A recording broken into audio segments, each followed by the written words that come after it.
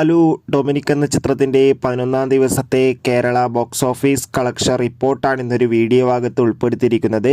വീഡിയോയിൽ വരുമ്പോൾ ഈ വീഡിയോ ലൈക്ക് ചെയ്യുക, ചാനൽ സബ്സ്ക്രൈബ് ചെയ്യുക.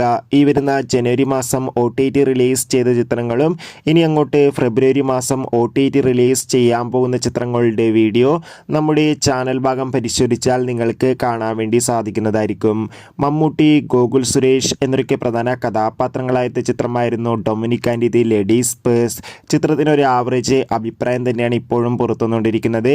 അതുകൊണ്ട് തന്നെ എല്ലാ സിനിമാ പ്രേമികളും ഒരേപോലെ Dominic and the ladies purse എന്ന ചിത്രത്തിൻ്റെ ഓരോ ദിവസത്തെ ഓരോ കളക്ഷൻ റിപ്പോർട്ടും അറിയാൻ വേണ്ടി ഏറെ ആകാംക്ഷയോടെയാണ് കാത്തിരിക്കുന്നത്.